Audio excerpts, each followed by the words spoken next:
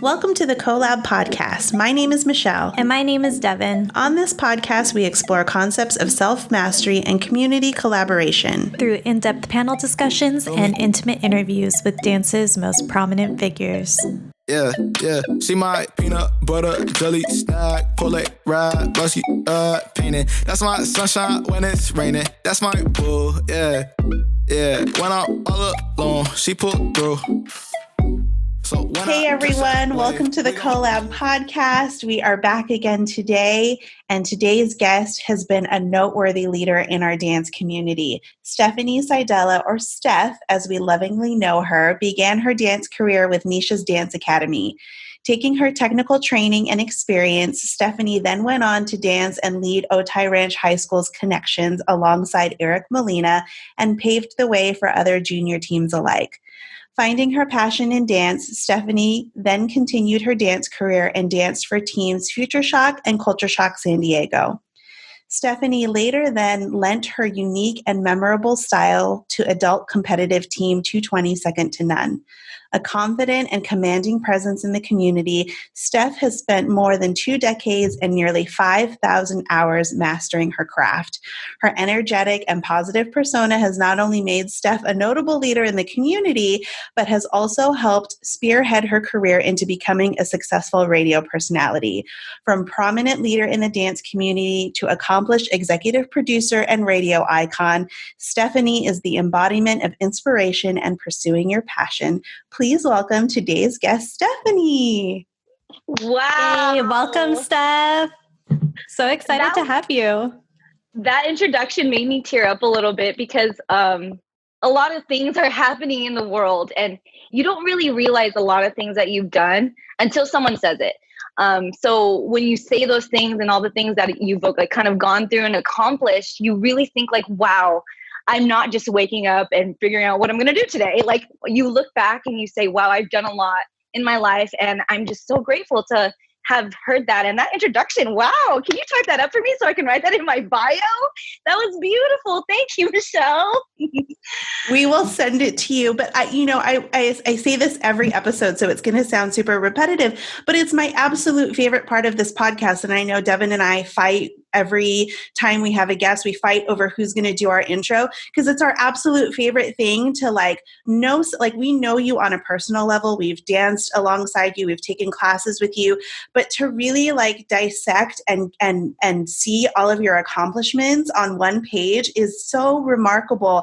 And then you really realize that you're talking to these amazing, inspirational people. So it's beautiful. You guys are so inspiring for just letting me feel something that I haven't in a long time. It's just versus the mundane, wake up, what are you going to do today? And then you realize, and hearing that, thank you guys so much because I appreciate that on so many levels. And I'm so excited to get into this podcast because I feel like we can go every single path that we can. And I'm so excited. Let's get started. Okay, so I want to talk a little bit about your technical training because I didn't know that you danced with Nisha's. So talk to us a little bit about how that got started and what kind of dance did you focus on when you were training at Nisha's? Okay, so I want to say it was either I was in 4th grade and it was the summer going into 5th grade. And my parents took me to this thing, I think you guys remember, it was called Bonita Fest. And every year they had Bonita Fest. I think it was in the fall or in the summer, I don't remember.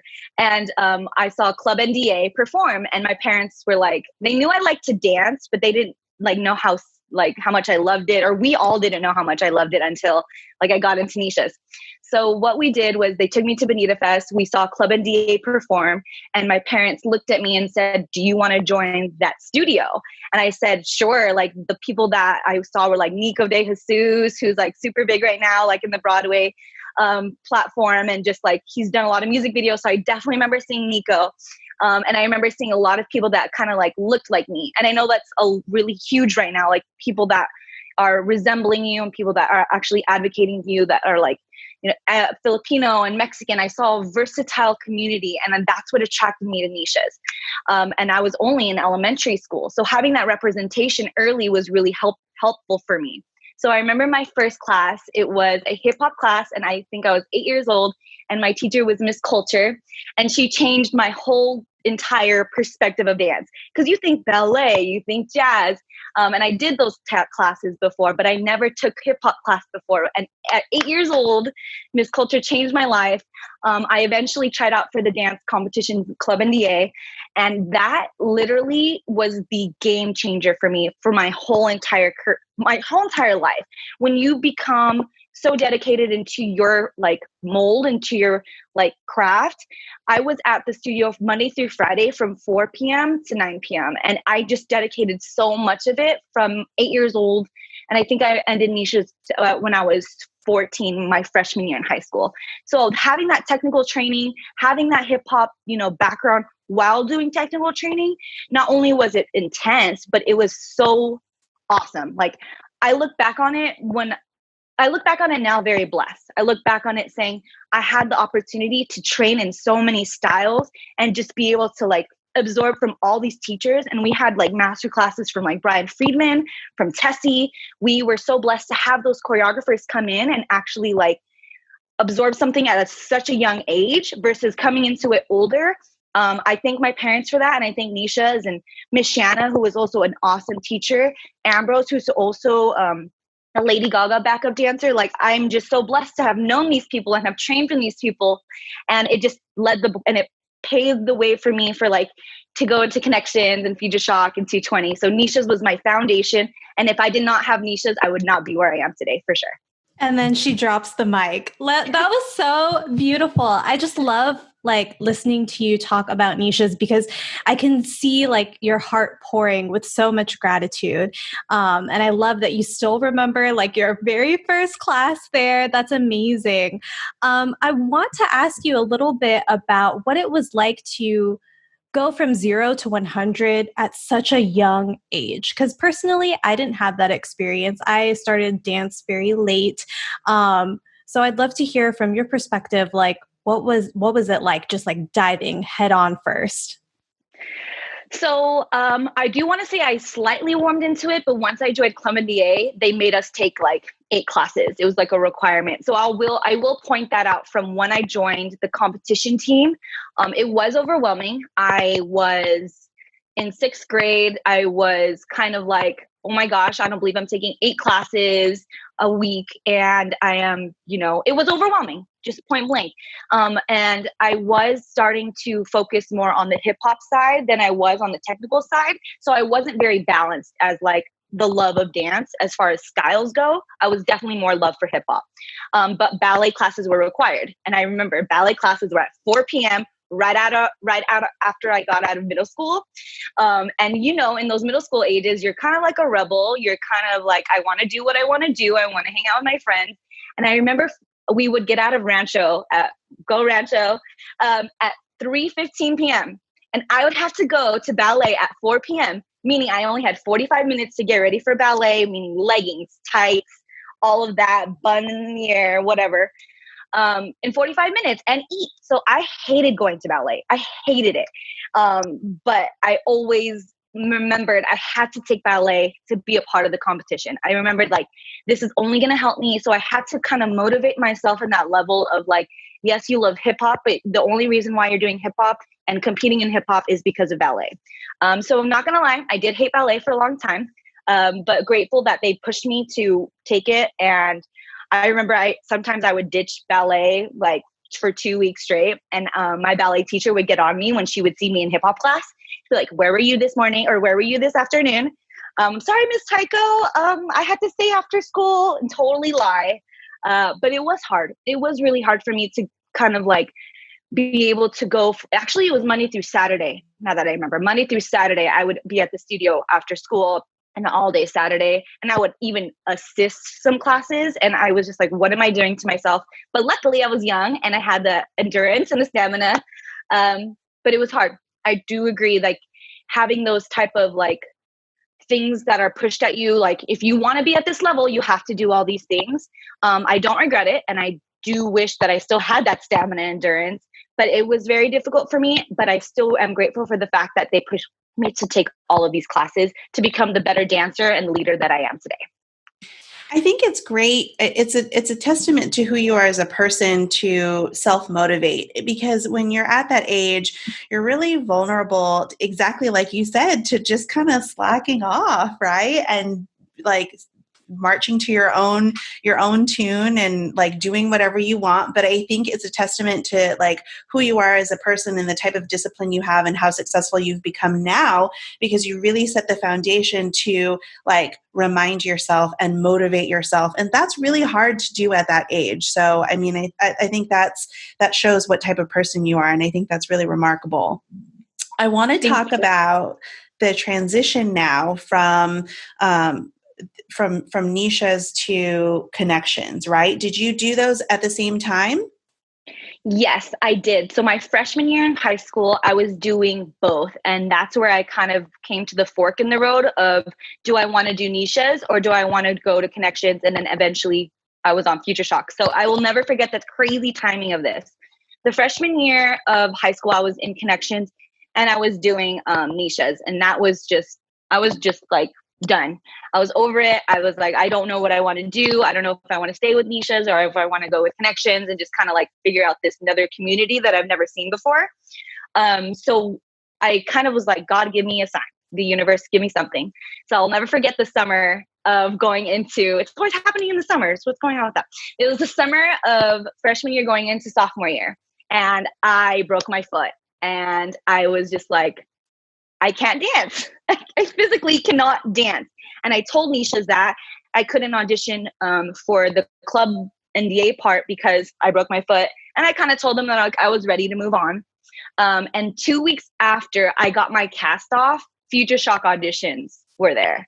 So it was kind of a weird timing. Like God was telling me, you know, I think your time is up with niches. And I think I want you to explore this part of this new dance life that you're about to embark on. So I went into Future Shock auditions 2 weeks after I took off my cast and I made it. And I said, okay, it was God's plan. Oh my gosh. And you were also, correct me if I'm wrong, you're also captain at one point for the advanced dance team, Surreal Fidelity. So you're also balancing that on top of everything else. Yes. So I think, I can't remember the timing of being a captain of Surreal. I was co-captain of Surreal for sure my senior year. I don't remember if it was my junior year. So my sophomore year, I was on Future Shock. And then I don't think it was my junior year. I'm pretty sure me and Lizzie became captains our senior year. Yeah. Okay. Yeah. Yeah. So that was kind of like, I guess, a tribute to your foundation, right? Kind of going back to like the technical side and sort of scratching that itch there, I think. Absolutely. So Miss Swanson definitely gave us the freedom and the creativity to do what we wanted. So niches gave me that foundation and that creativity to lead Surreal into this like production. And honestly, I give more props to Lizzie on that, not gonna lie. But I think helping her and giving her that creative like voice was definitely like the foundation I had from niches. So it's crazy, like the kind of the path.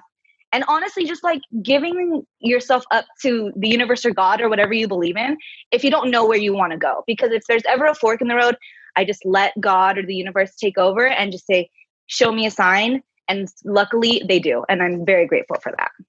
So how long did you end up dancing with Future Shock and Culture Shock San Diego? I was on Future Shock 2005. No. Excuse me. I was on Future Shock for the last season of 2006, all of 2007. So a year and a half. And then it's kind of funky because Culture Shock and Future Shock do like the seasons, and then Culture Shock does the whole year at that time. So I remember I was on it, let's say fall and spring. So fall of 2006, all of 2007. So that was a year and a half.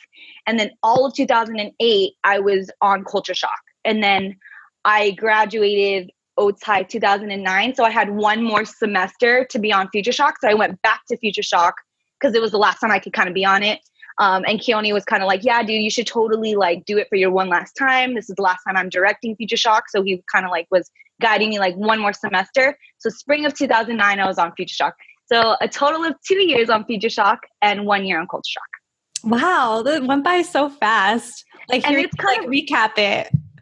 And it's kind of confusing too, because I was able to go back to Future Shock. So I did it, even though I said, another weird timing too, is that I did not go back to Culture Shock when I could have, but I ended up going to 220. Like, it's this weird thing that the universe was telling me, like, hey, I don't think you should go back to Culture Shock because there's something better for you. So it led me to Future Shock. It was weird. It's crazy.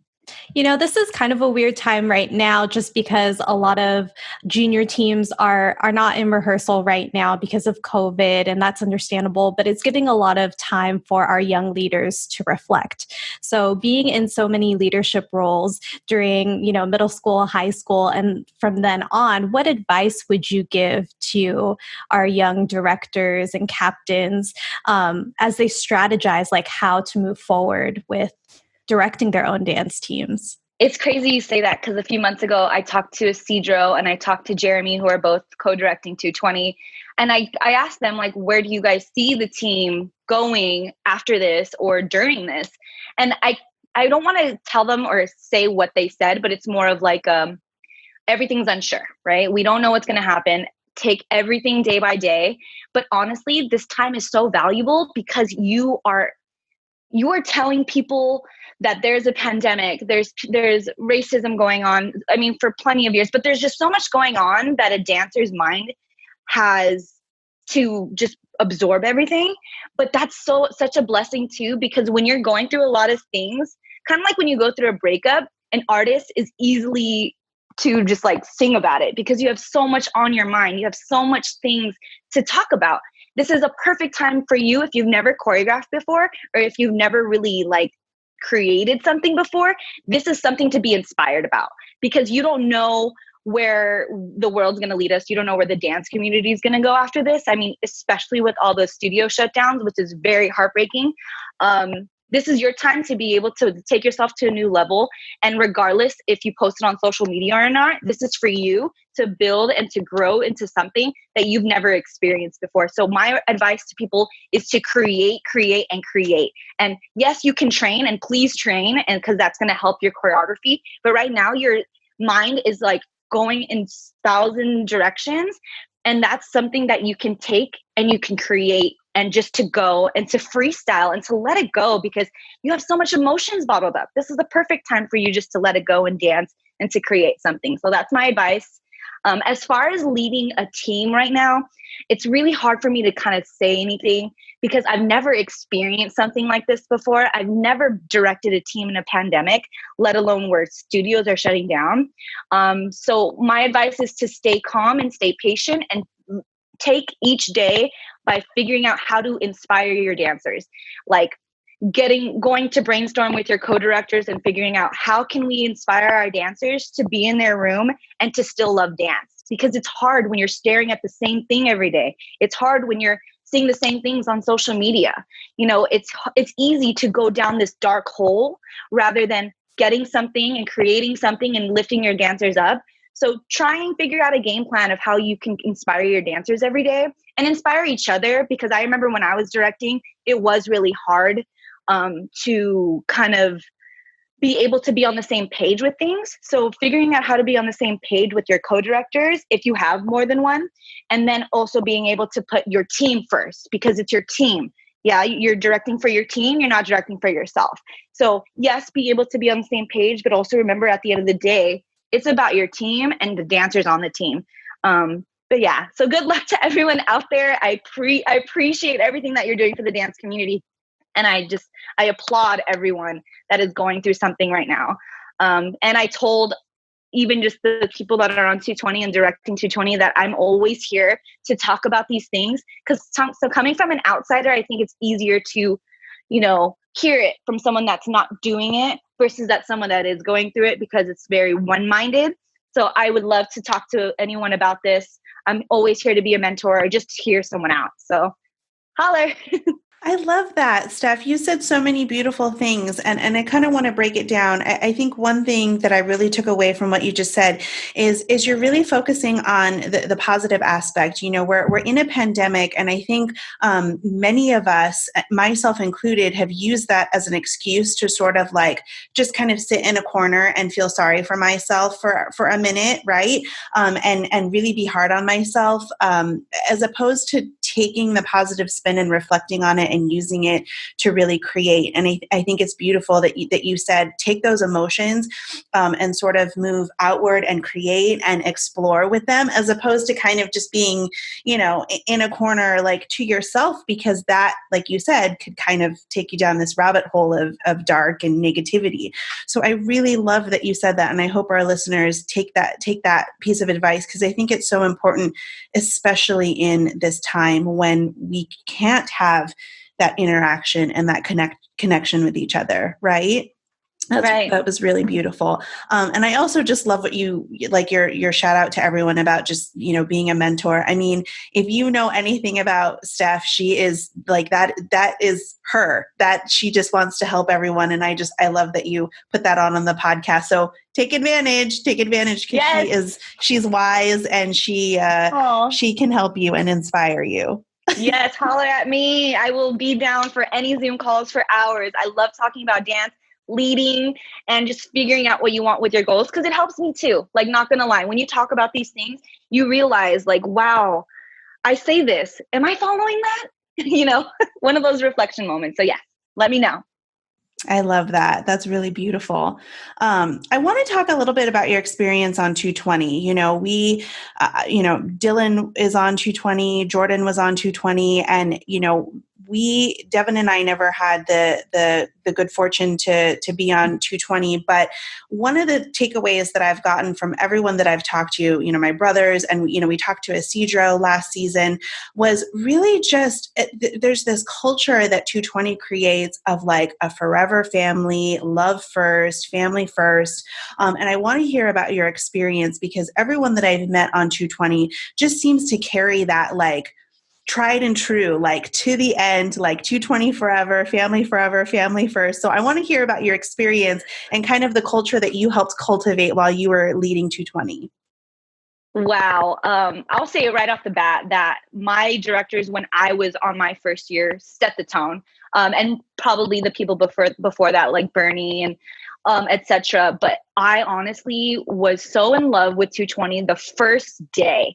It was something that I swear they hypnotized us. I don't know what it is.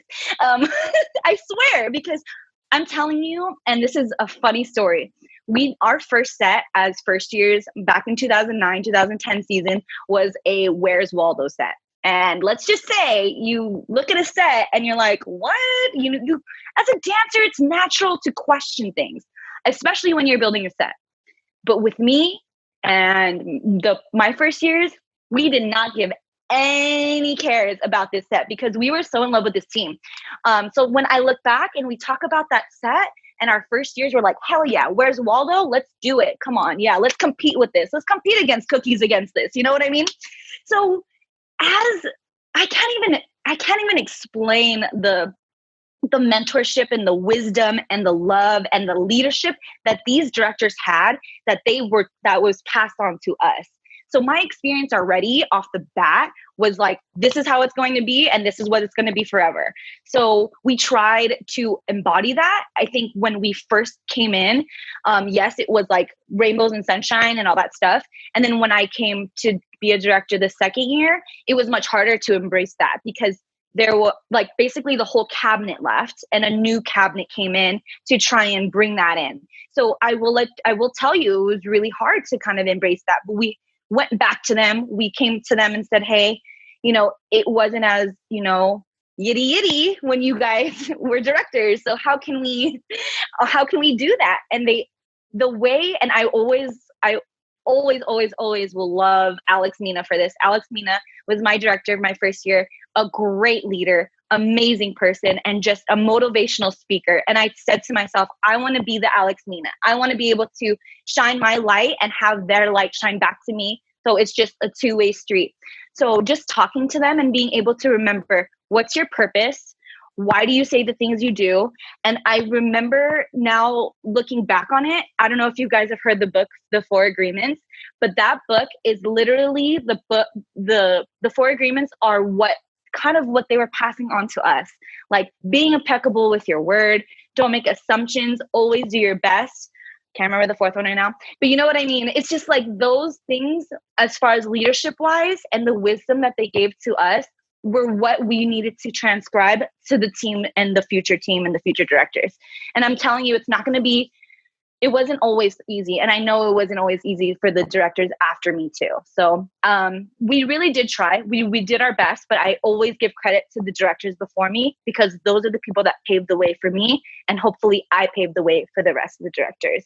And honestly, being able to come in together at the end of rehearsal after a long night and remembering why we're here and remembering and reflecting is really important too. Is like at the end of the night, why are we here? We're not here just to be clean or try to win. We're here for each other and we're here because we love dance. And that's it.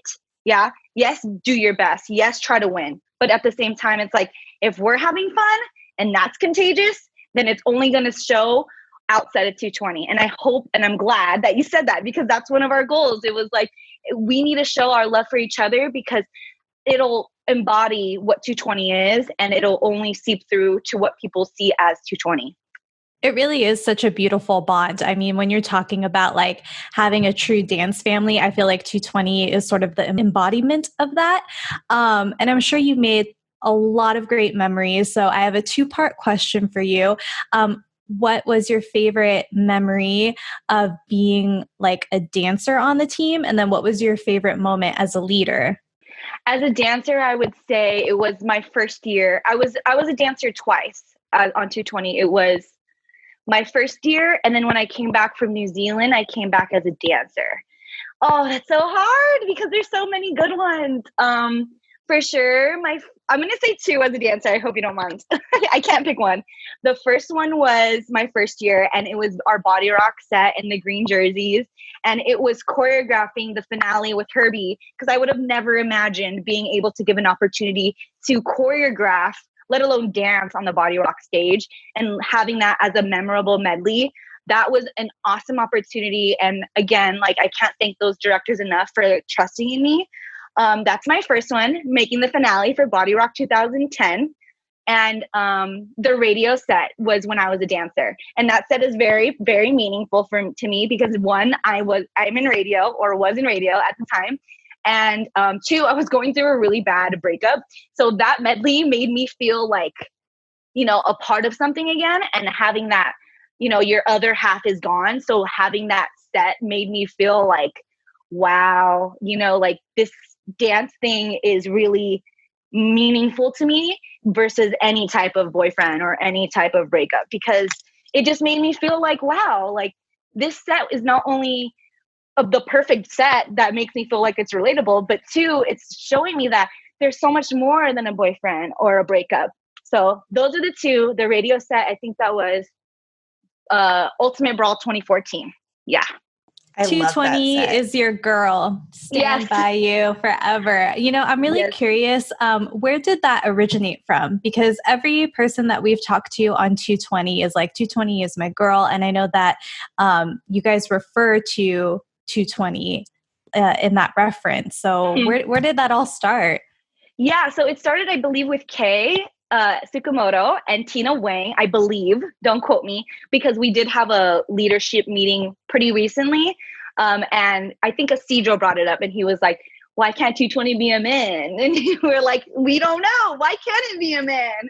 And then Kay and Tina were just like, they said it like as if 220 was a woman, like they kind of made it as like not a motto, but kind of like as a reference to kind of make it as if not only is 220 a dance team, but it's a separate entity that we look up to and that we love and that we can actually see it as a person versus just a dance team, And that's where I think they got it from, was like if 220 was a woman and they started to just keep writing and typing and the words flew. And I love it. That's a great representation of what 220 is like. And I said it too. I said, if 220 was a woman, she would be my maid of honor. She was literally that person who has gotten me through a lot of things in my life. And honestly is the person that helped me find my husband and my person. So it's like, if she really was a woman, she would be my maid of honor. She'd be one saying the toast, because she was the one that helped me find my best friends and helped me find my husband to be. So it's crazy. And I love that they said that, because it's like, wow, if 220 was a woman, she would be my maid of honor. Like, fill in the blanks. And I don't know if I answered my favorite memory as a director. Was that one of the questions in the past? Okay. One of my favorite memories as a director was I was fighting when we build medleys, we go to our artistic circle and we talk about what things we want as far as the intro, the pieces of the middle, and the finale. And there was this one memory I have, and I just was so adamant. I'm like, no, I want this song as the finale. It's going to be me and Juju choreographing it. And then they were like, I don't see that as finale. Why would you see that as finale? I'm like, dude, you guys don't hear it. And I would play it over and over and over again. And it was Justin Timberlake. What was the name of the song? It was a Justin Timberlake finale when we did our Ultimate Brawl set. It was like the bleach at the bottom and the blue denim top. Jordan was a part of that set too. But I remember fighting for it. Like I would not stop. I'm like, I'm not letting this go. We are going to do this as finale. And no one saw it. Not one person, I think, out of the 9 people in the artistic circle. So I was like, what am I going to do to like get this piece to be the finale? And I said, you guys, I feel so strongly about this. If you guys can just sleep on it and come back. So everyone slept on it. We came back to the meeting and I was like, so what do you guys think? Finale? No one said, I still don't see it. I see it as an intro. I'm like, not a finale. So once they finally was able to, I think it was Kiko that was finally like, you know what? I think I see it as a finale. I was like, thank you, Jesus. Like, oh my God, Kiko finally. Because he was one of like the main artistic people on 220. So I was like, hell yeah. If Kiko's on my side, then people are going to follow. And then what do you know? People started following and we're like, all right, Steph, we'll give you a shot. And we got such praise for that medley. Like, I that's one of my favorite medleys, even though like it was very emotional and like so many things went into building that set. I even called it too. I said, I have a feeling someone else is going to do this song. And when we got to Ultimate Brawl, someone did that song and they used it as an intro. I was like, see, I can see why y'all thought it as an intro, but see, as a finale, they got 3rd place and we got 2nd. But yeah, that's one of my favorite memories because it's like, if you really can fight for something and you really can see it, you never give up and you never stop. So I'm really glad I fought for that song and that piece. To this day, I'm like, told you guys, that was a good finale. So that's my favorite memory as a director. One of. That's awesome. Those are some great memories. And I'm sure you've had many instances, but that's a really great example of just perseverance and really following your passion and pushing your passion onto others, not to the point where, you're doing any harm or you're, doing it in a negative way, but just really pushing for what you believe in and getting your point across. Told you guys it was going to make a good finale. I'll never forget that. Thank you guys. I love that. Awesome. Oh my gosh. All right. So we've talked about 220. I want to talk a little bit let's talk about something a little bit more personal. I want to talk about how you met your husband, because you were talking about how 220 is your maid of honor and helped you find your husband. So I want to talk a little bit about how you met your husband and just let's talk about married life. What's different for Stephanie now? Yes. So I am married, which is kind of still funny to say after almost 2 years. Holy smokes. I met James on 220. My first year directing was his first year dancing on 220. So I never knew him. I've never seen him before. It was September of 2010, our auditions, and he auditioned. And I was like, yeah, great guy, bring him in, whatever. He had a girlfriend at the time. I had a boyfriend at the time. Really just plain old simple friends, right? And then later I think 3 years later, he audition to become a director for 220. And immediately I was like, absolutely great choreographer. Everyone looks up to him. We all chose him to be a part of the directors. So from 2012 to 2013, we directed together. He was only director of 220 for 1 year. And he left 220 2013. We still were all really good friends. That year of directing 2012 through 2013, we are still very close. So that year was a very special director year. We call it because we all were on the same page. We all knew it, except for that me fighting for the finale part. He was one of the people that didn't like it. And I was like, but what's funny about that year too, about me and James, is artistically, we were always on the opposite sides. He was fighting for one piece and I would be like, I'm sorry, I don't see it as a piece. And then vice versa. When I was fighting for a piece, he was the one that said, sorry, I don't see it. So to look back on that and to see like how now that we're married is really funny. And all the 7 directors agreed, like me and James were always the people, not butting heads, but always challenging our artistic abilities. So we met through we got closer by directing. 2014, I was no longer with my boyfriend at the time, and he was no longer with his girlfriend at the time. And we just kind of started dating, and we were just kind of like, it was easy because we were already friends. We already knew each other's weaknesses or opportunities that we could work on and our strengths. And we were always really, really compatible. We always were just kind of like on the same page about things. Even though we disagreed, we knew that for the betterment of things, it was like, we're not always going to agree. And that took our marriage into a better kind of depiction of like, we're not always going to agree, but we know that at the end of the day, it's for us. So it's like kind of cool to know that we directed a team together and we kind of already have fought our battles outside of a relationship to bring into our marriage and to say like, hey, you know, I know that you might not like this and I might not like that, but I love you and we're going to do things together as a married couple. And honestly, he's my best friend. And before I was like, oh my God, your boyfriend's your best friend, like, you know, corny stuff. And now I look at him like, oh my God, my husband's my best friend. So I love that about us. We are truly best friends. He is like the person for me. I did not expect that at all when we first met. It's crazy how to be able to like look back and be like, wow, I met you. I had no idea you were going to be the person that I spend the rest of my life with. And now that being a married couple, it's so much easier because we were friends. That's like the foundation of our relationship. So being able to be friends and to be like going through already things as directors only made our relationship stronger to become boyfriend and girlfriend, and then eventually to become married. And married life is great if you get along and you have the same goals. And he's moved for me twice for my career. So that shows a lot that he is going to be that person that regardless of what we go through, especially in this pandemic and unfortunately being unemployed and figuring out the next step for us, he has been that person for me as a support system through the ups and the downs. And every day we have something to laugh about. Like he's crazy and I love him for that. And I'm crazy and he loves me for that. And I love him so much. We're just such cool friends, but at the same time we're married.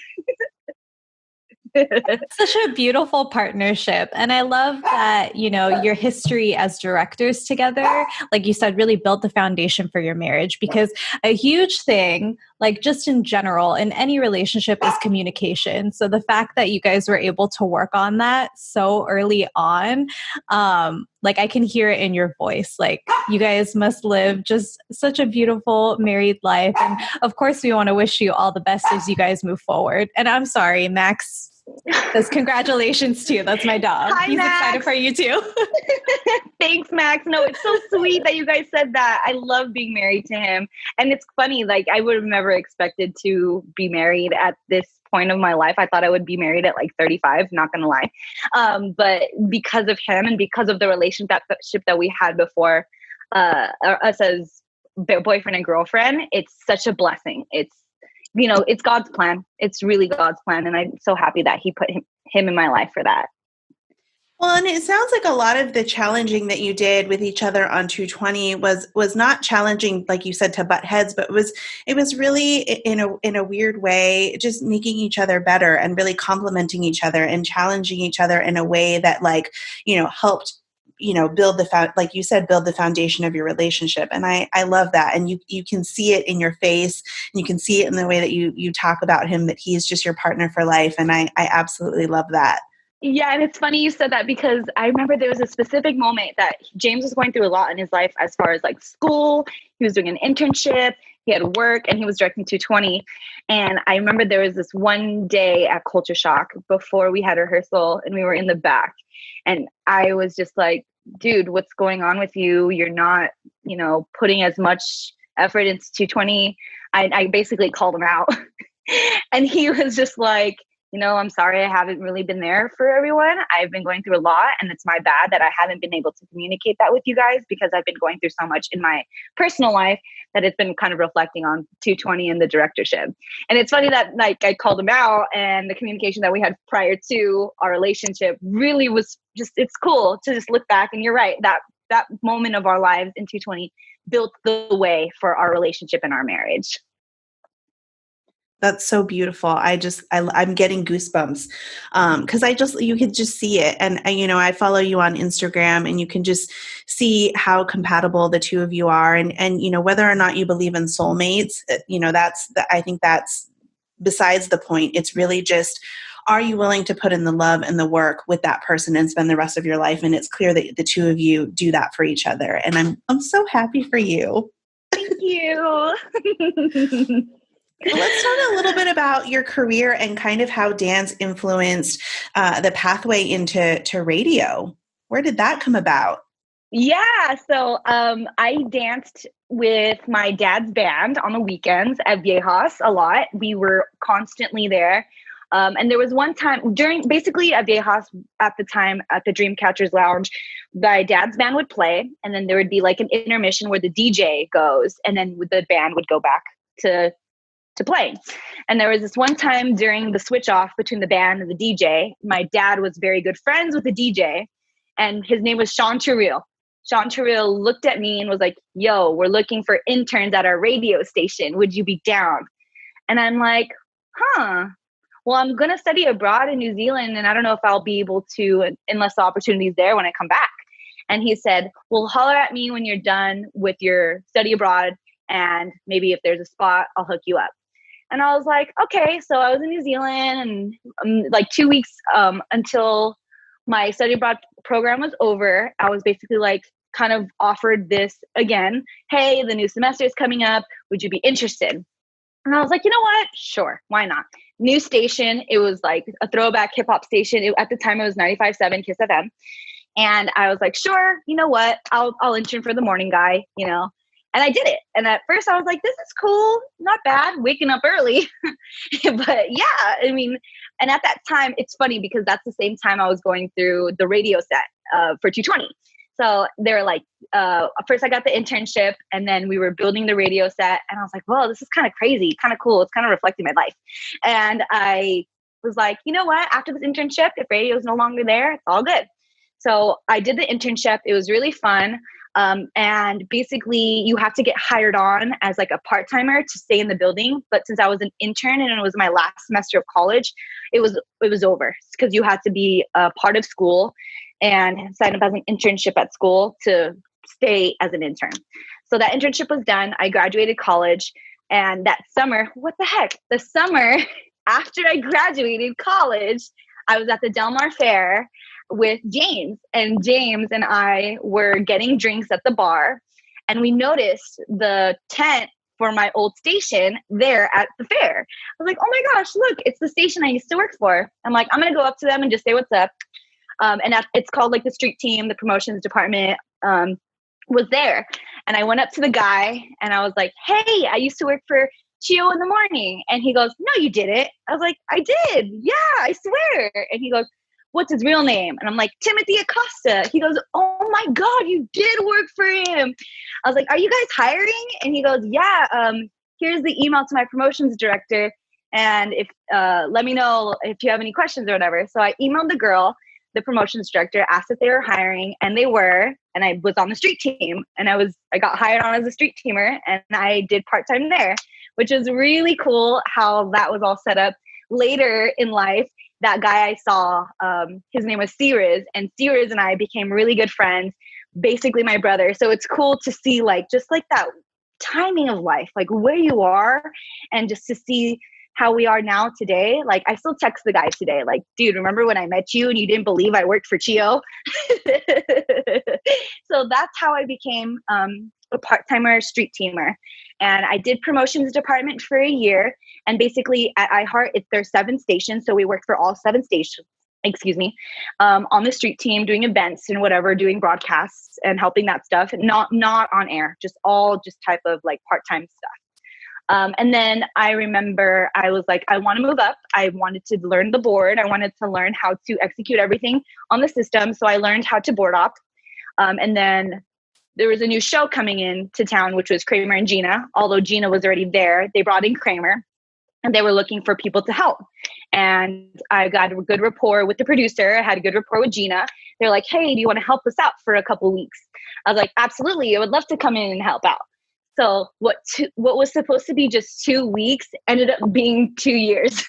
And I was a phone screener and assistant producer for, I started January of 2016 and I left August 2018. So almost 2.5 years on that show. And I was ready to move on. I was like, how do I become an executive producer? Because that's what I wanted to be as far as my next step goes. And so another producer in the building who works for Star 94.1 said, hey, I have a homie in Vegas that is looking for a producer. I'm like, yeah, I would love to go to Vegas. And I interviewed, they flew me out. And unfortunately, I actually didn't get the gig. They said, I'm sorry, we went with someone that has more experience, but we're looking for people in Hartford, Connecticut. And I was like, Hartford, Connecticut? At first I was like, Hartford, Connecticut? I'm like, let me see where this is on the map. So I went to go to the map. I'm like, ooh, it's next to New York. Ooh, it's next to Boston. Okay. I'm down. Let me interview. Let me apply. So the program director reached out to me and said, hey, we heard about you through our Vegas homies. Would you be willing to be flown out and like go do an interview process? I said, absolutely. Let's do it. And I went there and I was like, holy crap, this is not San Diego. This is just totally different from anything I've ever experienced. And I went to New Zealand before. I've been to Fiji. And I'm like, this is very, very different. I don't know if I can see myself living here, but if I knew this was what it was going to take to go and live my life somewhere else to be where I want to be, then I have to take this opportunity. So I went through the interview process. It was about 3 to 4 days, came back to San Diego. And it took them about 2 weeks to finally offer me the job. But when they first offered me the job, I was talking to James about it. And I was so scared. I was telling him, I don't know if I want to do this. I don't think I'm going to take it. I'm scared. I was kind of having like stage fright a little bit. And James was just like, seriously, you're not going to take this job and you're going to stay as an assistant producer here in San Diego when you can be giving the opportunity of a lifetime. So I was like, I'm only going to go if you come with me. I'm only going to take this job if you come with me. And I honestly didn't even ask him. I was like, you're coming, right? And he goes, yeah, let's go. So we went to Connecticut and we did the thing for 8 months, and Vegas comes back to me and was like, hey, so things didn't really work out with the other girl. Would you be interested in coming to Vegas? And I became immediately stressed out because I moved my whole entire life, me and Jane's whole entire life, from San Diego to Connecticut after 8 months of being there. And they want me back. You know, they're not want me back, I should say, but now they realize like, hey, you know, I think we should have gone with you, but you know, if you're willing and if you want to talk to your husband about it, then we would love to have you. Basically, you wouldn't have to go through an interview process. The job is yours. So me and James talked, and it was very difficult because, of course, James, who sacrificed his whole entire life, is now having to compromise again his entire life that we were building in Connecticut, now to go to Vegas. So Connecticut, I basically had to tell them like, hey, I'm getting an offer in Vegas. I don't know where my life is going to take me, but I am considering this job, and me and James are going to talk over the pros and cons. And we realized the pros were to go to Vegas.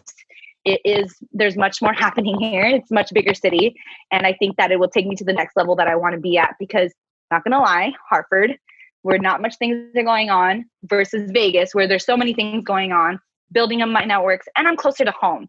And that's what really took me there, was like, I'm going to be closer to home where my grandparents are getting older. Family and time is such more valuable when you get older. So I took that in more of a consideration than anything else. Then, oh, it's Las Vegas. Oh my God, you know, like the glimmery lights. But being closer to home is what really struck me. And I'm like, James, let's really think about our family at this point. We can drive 5 hours versus flying 5 hours. And that's what we said. It's like, we want to be closer to home. We want to be closer to family. And now I'm in Vegas. And I did Vegas I'm still in Vegas, I should say. I was in Vegas and I did the morning show here from June of last year until April. And unfortunately, when COVID happened, a lot of let goes were going on. So I was one of the people that did get let go in April. But now I look back on it, and yes, I was heartbroken that I did get let go, sacrificing my life, moving from state to state. You know, you think about all the bad things, but now that I look back on it, and I'm so grateful that happened, because I'm able to not wake up at 4 a.m. anymore. I'm sorry, 3 a.m. anymore, not having to go through the day to day of working so hard. And now I'm getting to wake up and I'm rested and I can go on social media without having to remember like, oh my God, I have to do this for the show. But oh my God, I love that show. I'm so happy that they took me in as their own, and, you know, they really taught me a lot of things that I can move forward with my career. So I'm really being tested at this point of like, how am I going to fit into that mold again with radio? Because it's really hard with everything going on. But at the same time, I'm able to look back. Like when you guys are doing the introduction, I was like, oh my God, I did all that. I don't, you know, necessarily have to just think about this whole pandemic. I actually have something to like reflect on. And I'm able to say, hey, not only was I an executive producer or an assistant producer or whatever it may be for radio, but I've done all these things because of dance. I've done all of the things that led me to this point because of dance. And I would not be able to have those experiences as moving to Connecticut, moving to Vegas, being a producer if it was not for dance. And I'm so grateful for dance. I still cry and like get sad about like all the dance moments because I don't have those times anymore. But at the same time, it was building me to become the person I am today. So that's my rant on radio and how I got into it. But dance is definitely the thing that got me to this point. And I'm so grateful for everyone and all the networks and all the people that have helped me be able to get that confidence. And like, you can talk in front of people because dance let you be a leader, let you be a speaker. And now that you're able to take those skills that you learn from being a director to a radio personality, it's just mind blowing to me. And I'm so grateful. I love that so much. And the whole time that you were talking, what I took away from that is Stephanie is the person that sees the opportunity in everything. So you were presented with a challenge, right, of having to decide if it was, you know, Connecticut versus Vegas, right? And rather than like really like getting stuck in, you know, and going down this dark rabbit hole, right? Because you could have easily been like, oh my God, you know, my life is effed, you know, I give up, whatever, right? You really just took it and you spun it and you were like, what's the opportunity here? And I just really love that perspective because I think a lot of people, especially in a pandemic, and I know that this didn't happen, you know, during the pandemic, but, you know, it's got us reflecting more. We have a tendency to kind of get stuck in our own thoughts, right? And sometimes it takes us down a path that, you know, we're not proud of. And so I think it's really important during this time to reflect on moments like that and lessons that we've learned. And really taking that and seeing how we can turn it into opportunity. And I love that you took all of those moments and you turned them into really positive opportunities. And I think that's what makes you a leader in the community, still in the dance community. People look up to you and see you as a mentor because of those types of decisions you've made for yourself. And I love that. Oh, thank you. I will not lie though. I do think about like, what if I was never an intern? What happened if I turned down that internship? Like, where would I be in the dance community? Would I be a backup dancer? Would I be, you know, this choreographer still? Like, I always think about those things, but that wasn't meant for me. It wasn't meant for me. I truly do miss dance. Like, I still dance all the time as far as freestyling goes, maybe not as choreographed or whatever, but my husband sees me all the time freestyling. And when I was back home in San Diego, I saw friends. I did. I'm not going to lie, safely. And I was very safely, okay, freestyling and stuff. And like, I haven't danced with those friends in so long. So being able to like give that back versus someone who sees me dance all the time, that bond of dancing and freestyling, it was so nice to hear people like, damn, Steph, you really still have it. Like, wow, you like, did you just choreograph that yesterday? I'm like, no, silly, I'm freestyling. Gosh, but I mean, if you want to say that, but it's so good to having that like dance friends versus just like, I don't know. I'm very like, I have my dance friends and they're the best. And I have my radio friends and I combine the two and I love it. But like my dance friends, they hold much more of a special place in my heart because dance has always been the thing that has defined me or I've defined myself. And I will always cherish that. I will always be a dancer, even though I don't do it as actively or as hard. And I mean, it's changed my entire life. I married the person through dance. You know, I have my best friends because of dance. I'm in radio because of dance, you know? So I cherish it so much. That's so beautiful to hear. And I love that, you know, I mean, I remember like looking up to you as one of my dance mentors and just like everyone knew you, not like as a dancer, you were the dancer because you were so like, you were just in like looking at you, it's like, yes, that is dance. So I believe it. I believe it. I didn't see Steph dance, but I know she still got it. Thank you. You know, that really does mean so much. Like, I think when I was talking to Lumba, and he has just dance is also his life. I told him, or I asked him, like, what's the next thing for you as far as dance? Like, where do you want dance, you know, to be a part of in your life? He goes, I want to be able to dance and get emotional. And I was like, wow. Like, I don't know if you've ever experienced that, but you're dancing and you're just so in it and you feel it so much that you just start to get emotional.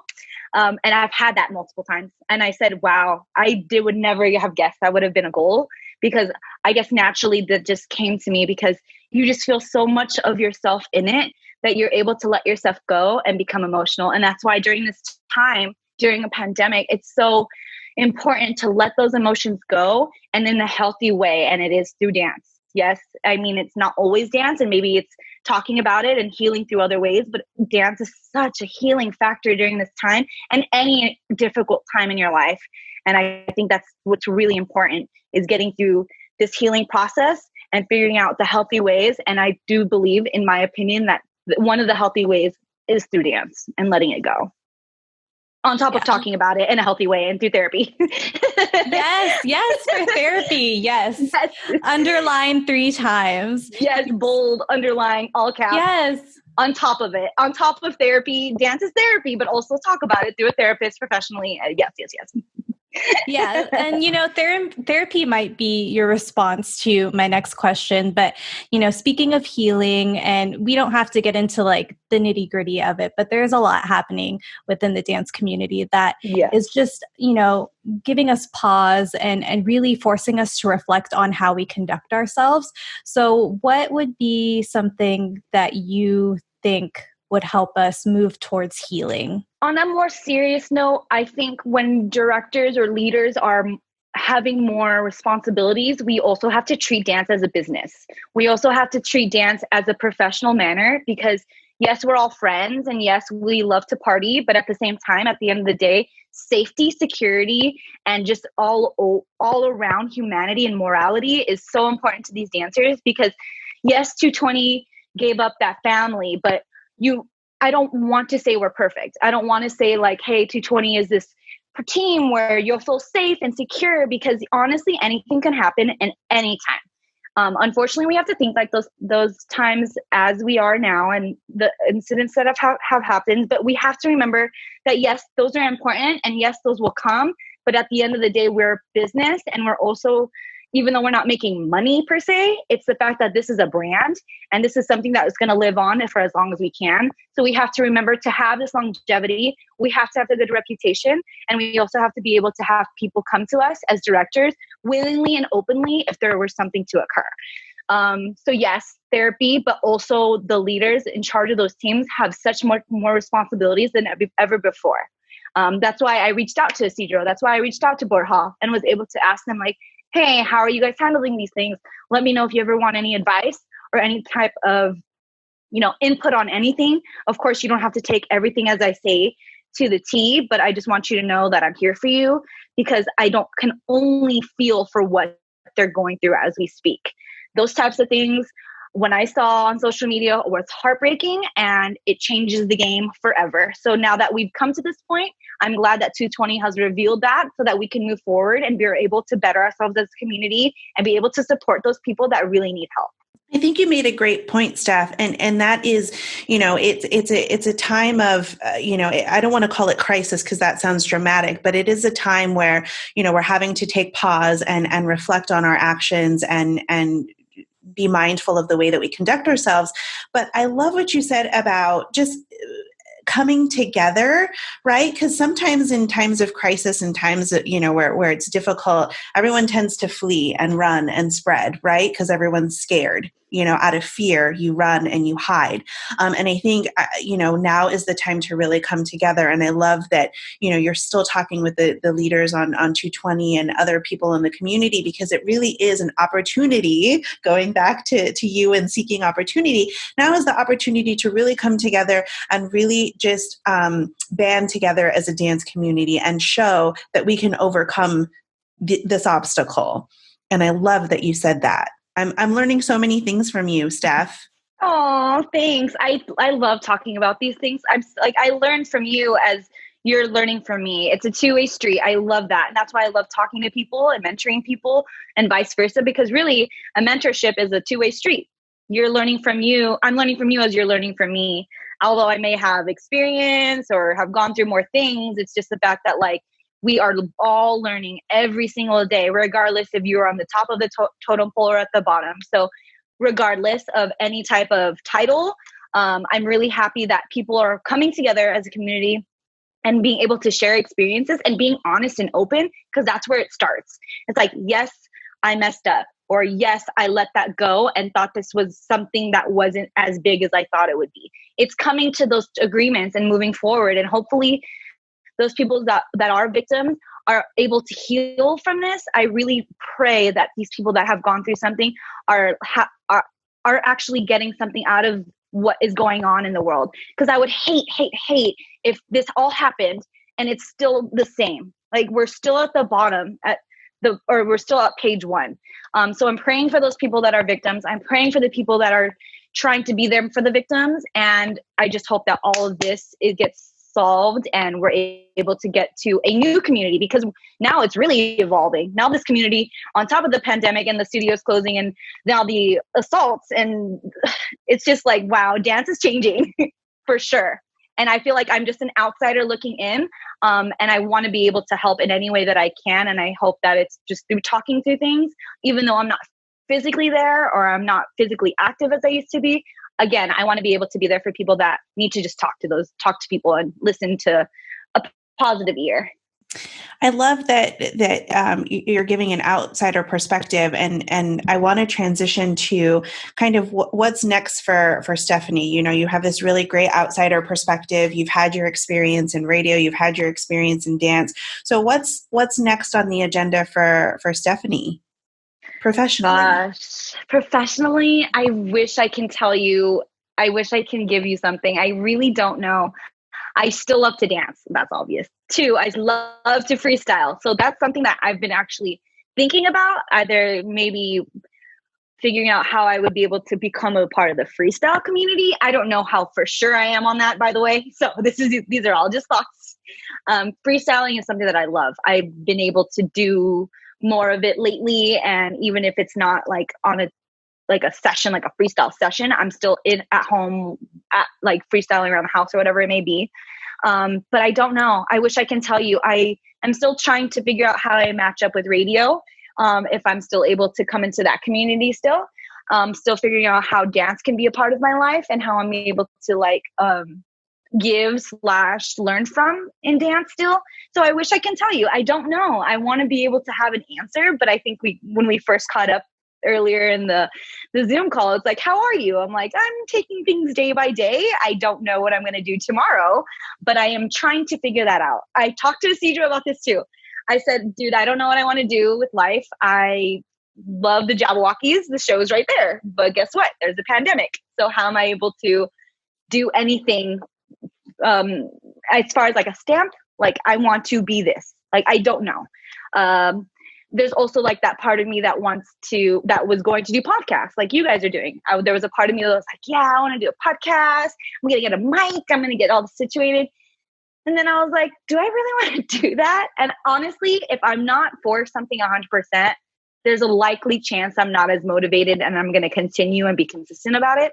So since I knew I was still very up and down, I would hate to start something and not be able to finish and be happy with it. So I said, let me wait on it. Let me sit on it. And I sat on it and I said, it's not for me. Don't see myself doing a podcast, at least not now. I say just for now.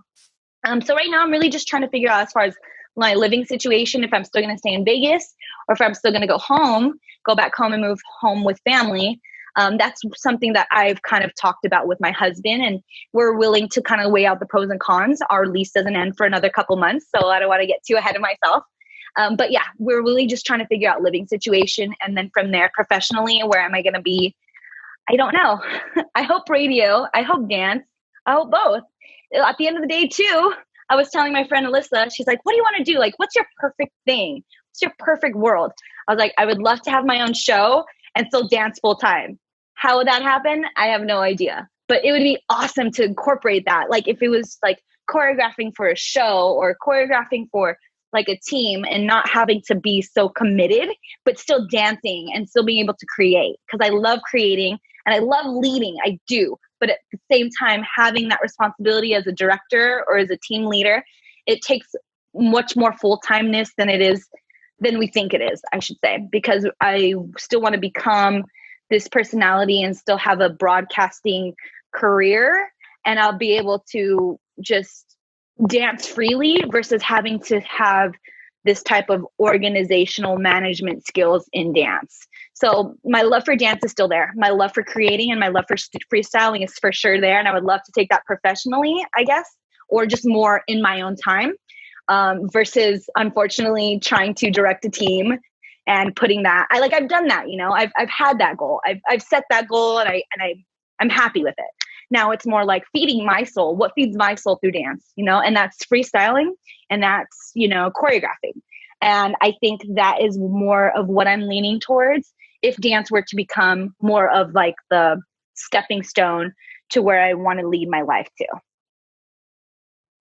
So many opportunities awaiting, Stephanie. And, I'm listening to you talk about how you might be able to bridge dance and radio and your love of broadcasting and producing. Maybe you reboot Soul Train and update it, right? Because you can freestyle, you can produce the show. It's funny you said something like that because World of Dance is, I love World of Dance. I love the way they did this season and how they spun it this season. I don't know if you guys have watched it, but Nappy Tabs is the producer. And I looked at Nappy Tabs like, I want to be like Nappy Tabs. I want to be like them and be able to produce a dance show. Not only am I producing something, but I'm also dancing or having to be involved in some type of dance career. So I thought of that. I thought of something like that would be really, really cool. Or producing a show, like just not a broadcasting show, but producing a dance show on a huge platform would be really cool too. I could see it. I would watch it. Just let us know when it's on the air. I will. That's something like TV for sure is like something that I would love to do as far as dance goes. I don't know how I would see myself doing TV as far as like talk shows. Maybe with Ryan and Kelly would be kind of cool, like something like that. But I think dance would be much more visually, much more pleasing for me. And I think that would be something that I could put both of my skills towards in that type of direction. So for all of our listeners, we need you to tag Netflix so we can get Stephanie her show. Okay, Netflix, don't sleep on this opportunity. All right. Holler. Okay. I will put my email address in the link below. Well, and I think too,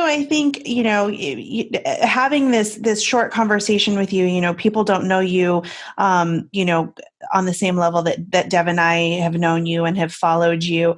And I think that I just want to take a moment to say that, I'm 100% confident that whatever you decide to do, whatever you decide to pursue, you're going to do it and you're going to be successful at it, because that's just who you are. And it's clear that you have a passion. It's clear that you have a love for it. And I love what you said about I want to go back to the podcast thing. You didn't feel 100% about it. And I think that is such a great piece of advice for people. Like, if you're kind of like iffy and you're not feeling 100% on it, maybe reconsider doing it, right? Because then you're not putting in your full heart and your full soul and your full passion to it.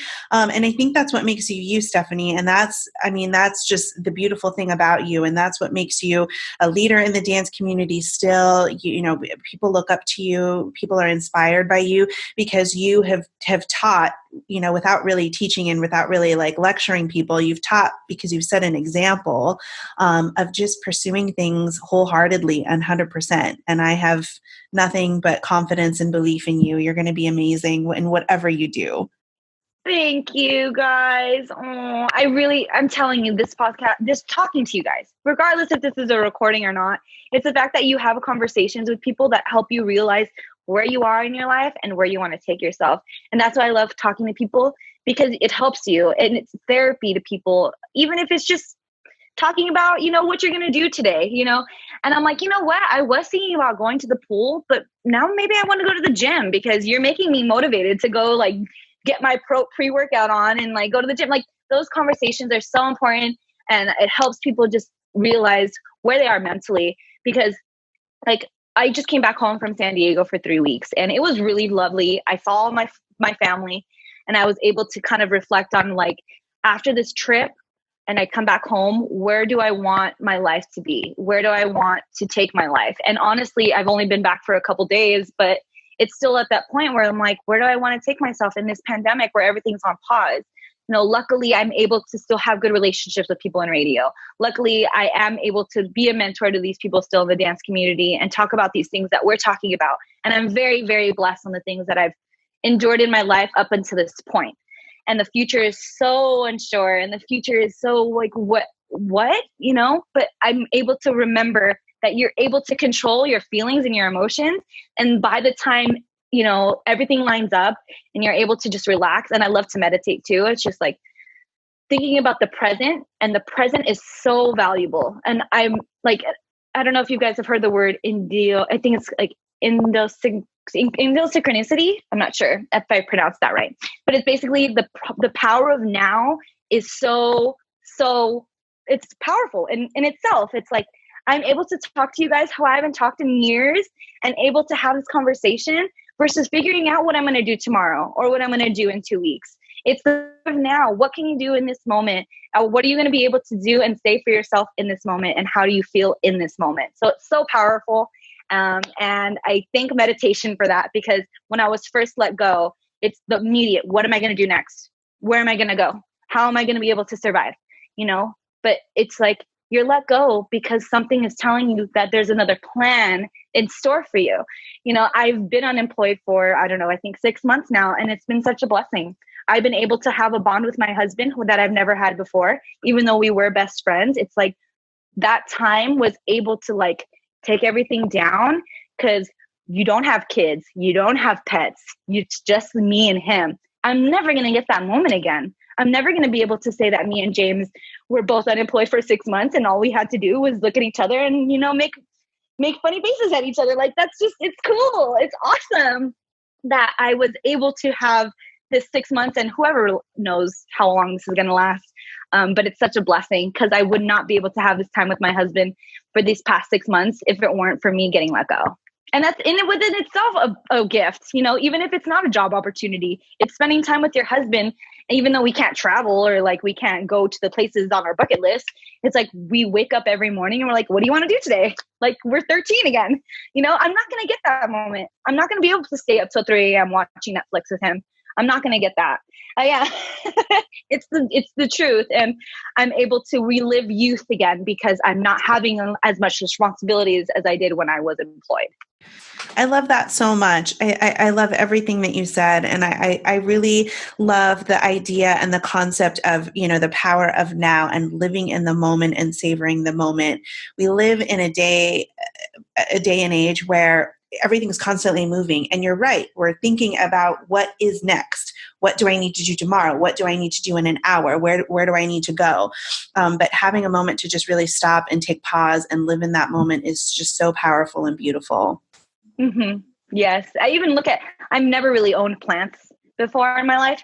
And my sister-in-law, she sent us a plant.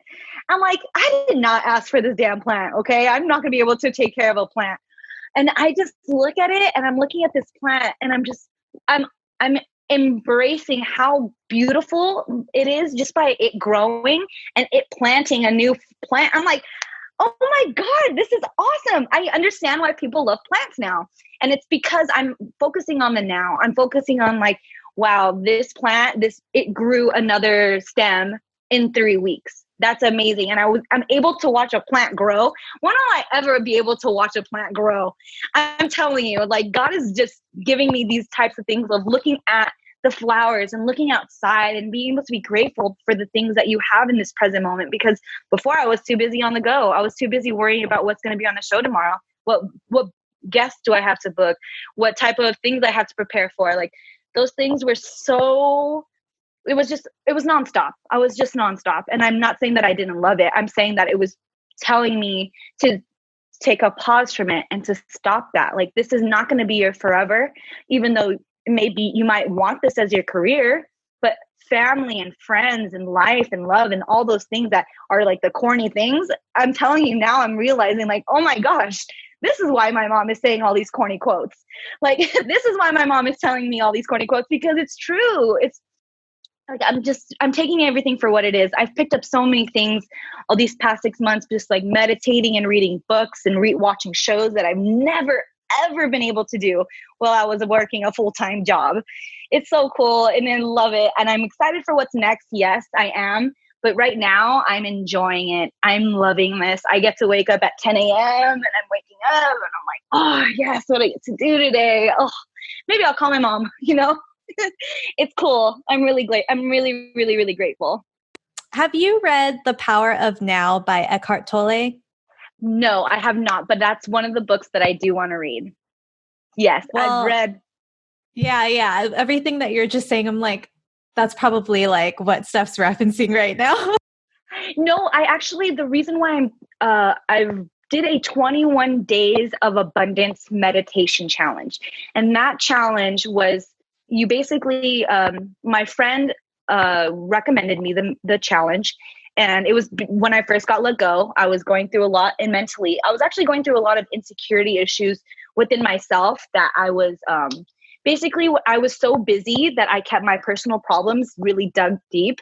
And that once I was able to be let go of my job, all of my personal issues were surfacing.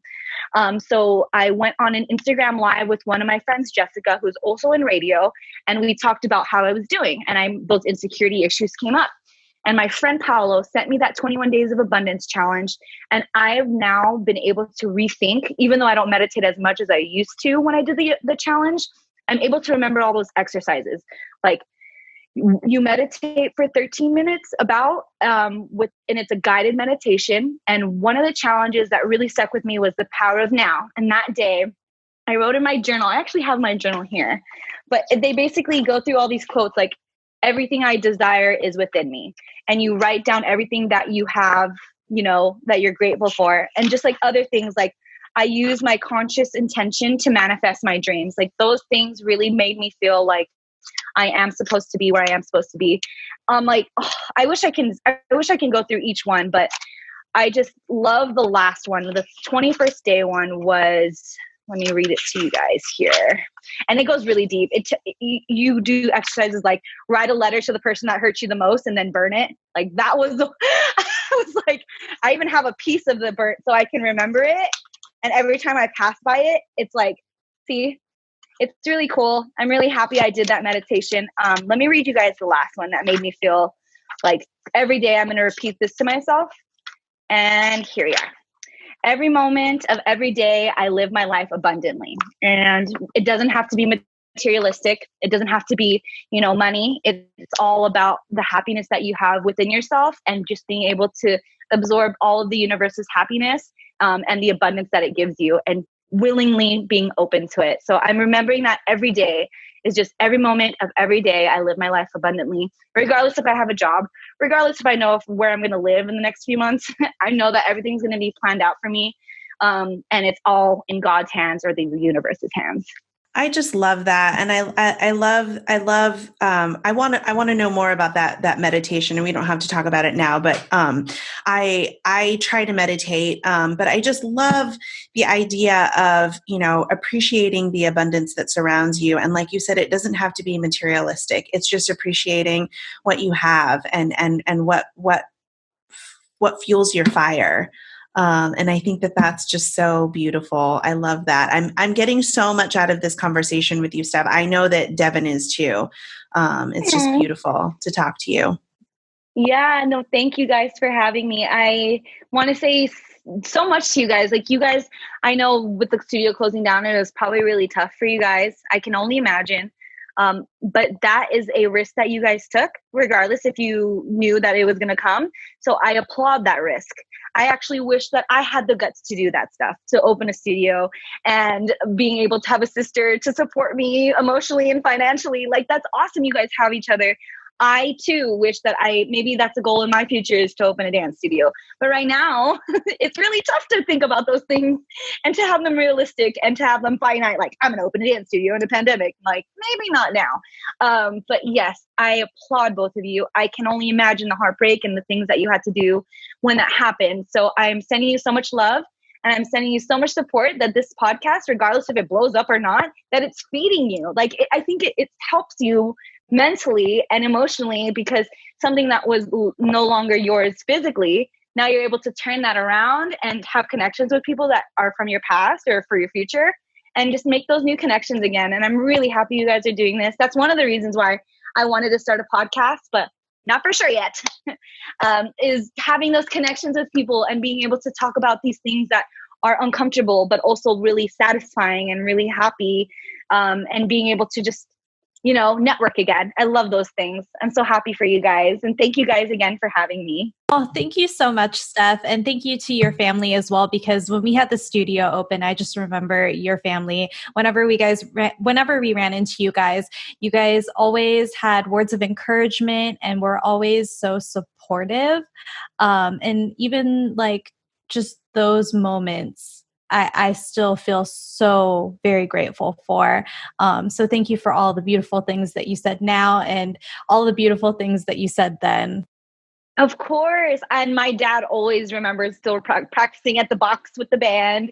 He's like, oh, the studio's closed. No, and it's one of those things, like, unfortunately, one door closes, another door opens. Very cheesy and cliche, yes, but it's true. Like, those things that, the longer the doors are no longer there, it doesn't mean that this opportunity as this platform is going to be able to feed people's souls again and be able to, take the people to the next level. Like, seeing people that used to train at the box then and now where they are now, it's really, really crazy. I mean, you think of this little studio in Chula Vista, like, oh, let's just open a studio. And then all these dancers come through, and then now they're here and they're doing all these big things. I can't imagine how you guys feel on that. Like, how do you guys feel about that stuff? It's definitely, Devin and I have talked about it. It's amazing. It's amazing to feel that way, and see the growth from dancers that we cross paths with. I think selfishly, the studio and the podcast have helped us more than it's helped the dancers that we've helped. 100%, yes. So I have an idea, Stephanie. I think that, we talked to Eric last season and we asked him if he wanted to open a dance studio, and he said that, he'll never say never. So I think the two of you should get together, and we'll help you too, and we'll open up a dance studio. Oh oh my gosh, you guys can be our managers. It's like, because I'm going to be honest, financially, I'm not good on the financial side, but I will help get teachers and I will help people, get some dancers through that door. That's something I will be good at. As far as the economic side, count your girl out, because I'm not there. All right. Well, we're going to switch gears here, and we're going to do something that we do on the podcast, which is a lot of fun for us. It gives our listeners an opportunity to get to know a different side of you and puts a little bit of pressure on you, and it's the rapid fire. So I'm going to set a timer for 30 seconds. I have a tendency to go over a little bit because I always love to hear the answers. This is my favorite part of the podcast. But I'm going to set a timer for 30 seconds. And Devin, did you want to do the rapid fire? Yes. I say that like with hesitance just because Max was like going off, but I think he's done now. I think he's done. All right. Awesome. Ready, set, go. Choreo or freestyle? Freestyle. Student or teacher? Student. One word to describe your dance style. Unique. Dance life or radio life? Oh, why would you do that to me? No. I'm only going to say radio life because I'm more active in the radio life currently. Vegas or San Diego? Oh, gosh. San Diego, because there's no place like home. One piece of marriage advice. Don't ever go to sleep mad. I know it's cheesy and corny, but don't ever, ever go to sleep mad. Solo or... No, but do it. Yeah, let's finish that one. Solo or with a team? With a team.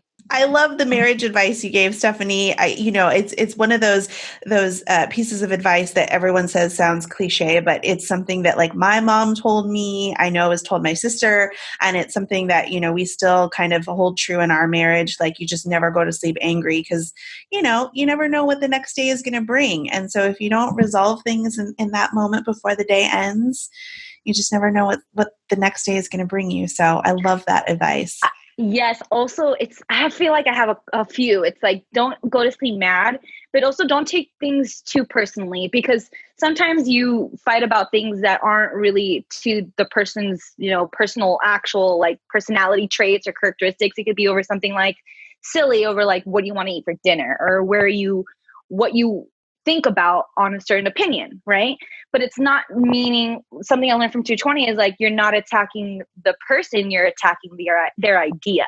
Meaning just because you think one way, just because you support this person, and even politically, just because you support a president that you don't necessarily agree with, doesn't mean I don't love you.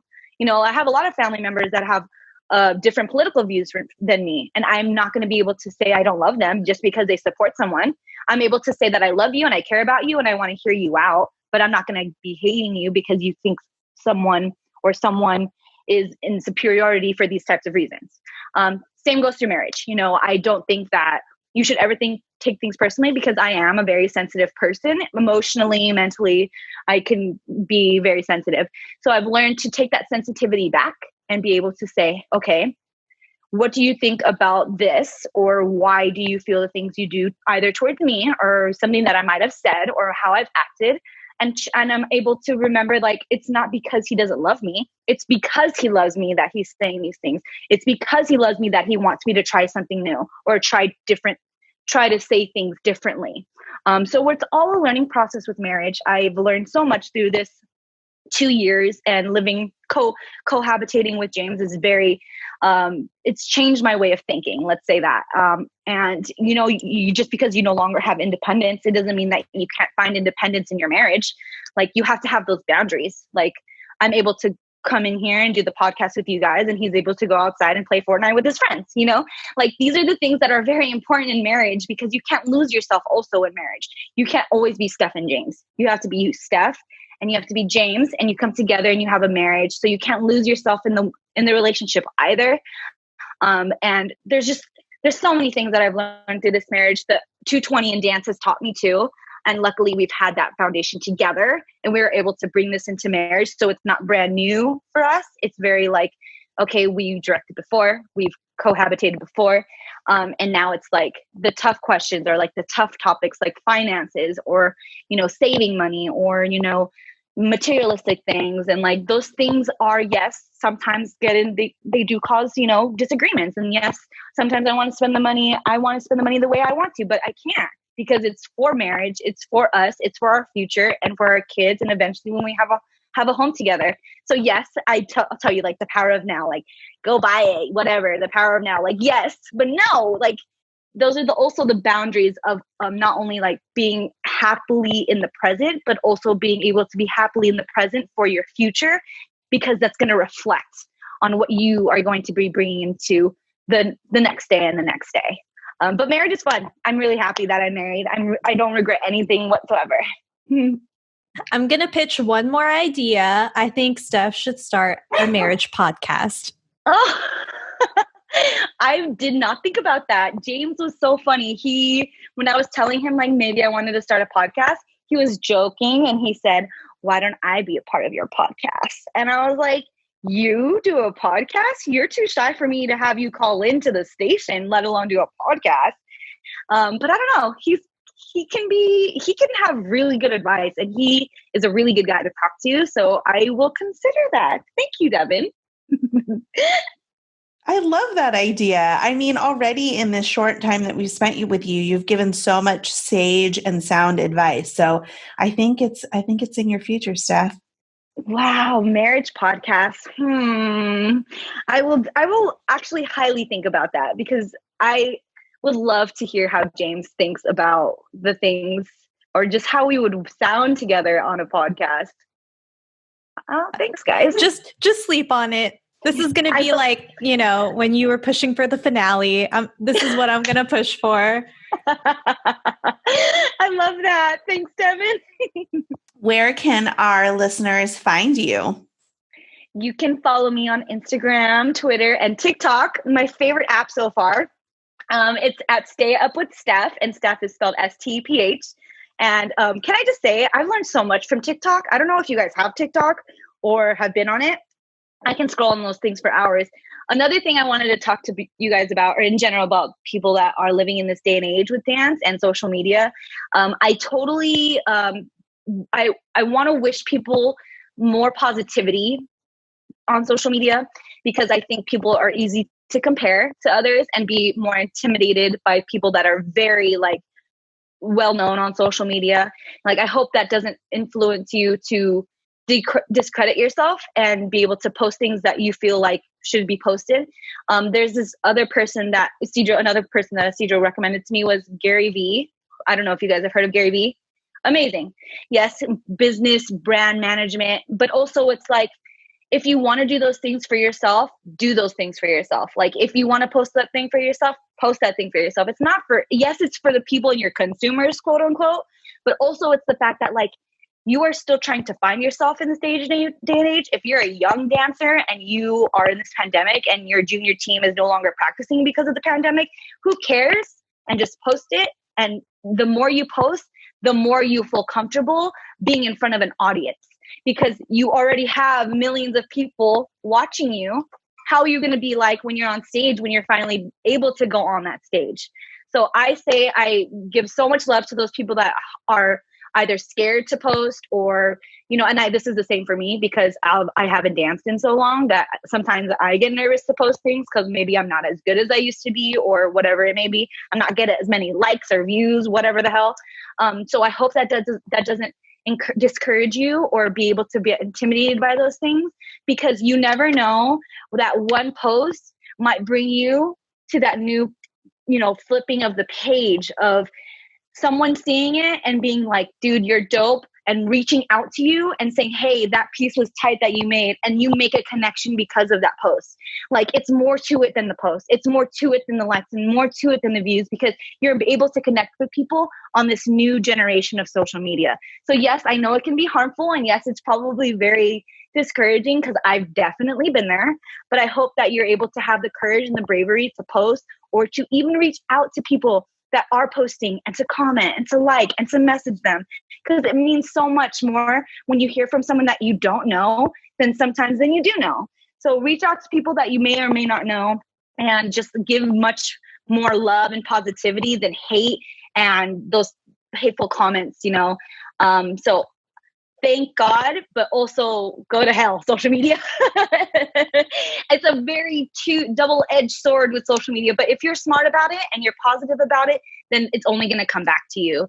So good luck for all those what are we in? Millennials out there that are kind of just figuring out how to post on social media in this dance community that we're currently living in. Yeah, for our listeners, we'll have Steph's social media linked off in the description and in the show notes. That way you can follow her for more tidbits of positivity and light, because I think we could all benefit from it. Yes, and please, if you ever feel like you want to reach out or just talk, I am all ears. You can message me on my social medias, or you can email me, whichever. I think that in this day and age, it's all about DMing. So please feel free to DM me. Thank you for the positive light that you shined upon us today. I, for one, have gotten so much value just sitting and talking to you. And I just want to thank you for being part of our lives and our dance journey and just taking the time to talk with us today, because I've learned so much from you and I've gotten so much out of this conversation. And I have nothing but love and admiration for you. Likewise, guys. Likewise, you guys inspire me to get that courage and bravery. Like I said, from the studio and the podcast. Like, I don't know why. I guess I have that little shyness and kind of like that insecurity still of like starting something new. But it's so cool that you guys have each other, because you're able to support each other and be able to we have each other. Versus me, I'm like, I have James, but he's not really, unless I do the marriage podcast. I don't really have that, we can do this together. So I'm really grateful for you guys, and I love you both so much. And I'm so happy that I was able to come on here and just talk and just chat. Love you so much too. And we're here cheering you on for whatever it is that's coming up in this next chapter of your life. Thank you guys. Mwah. Please don't bring your friends. Thank you so much for listening to the Collab podcast. If you enjoyed this episode, please show your support by leaving a review on iTunes. And be sure to subscribe to our show wherever you get your podcast. The conversation continues over on Instagram and YouTube with highlights from today's episode. When you on the way, make that move. In case they didn't know, that's my